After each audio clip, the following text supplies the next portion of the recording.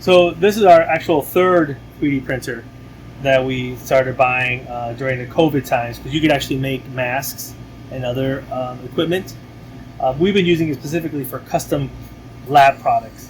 So these are our Piggies. They're called Piggies because they have a shape of a pig. From the vacuum pump, you put the syringes on with the soil sample, and it sucks the solution through and keeps it on a filter. Compared to the other pig, it cost me about $10 to make this, compared to the $160, $200 that a regular pig costs, commercial. Plus, this is lighter, and it's very specific to the filters. All right, so this is our dirt vacuum manifold or pump. That is how we do our extractions of soil. And it has a filter inside, and it's designed to keep it quiet and at the same time allow for more condensation to occur and then water to escape. Our modular lab holders that we built so we can keep our lab bench a little more organized.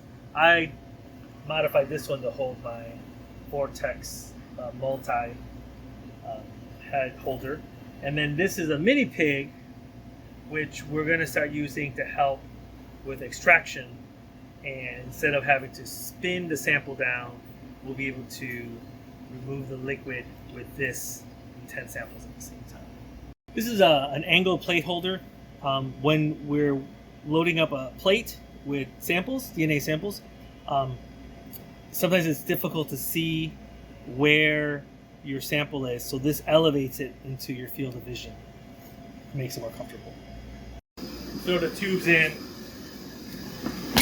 and you put this to hold them in place. So, yeah. So there was a need to design our own soil shaker. This is our dirt shaker. It's basically a paint can shaker. And we used to have a paint can, but it was very loud and it was unorganized. So we 3D printed. First we designed it, and we 3D printed. The first one was the Spartan from I went to medical school at Michigan State. And it's designed to hold up to 30 tubes at the same time for soil extraction. It got a lot of wear and tear. So from there, we decided to make the Brute.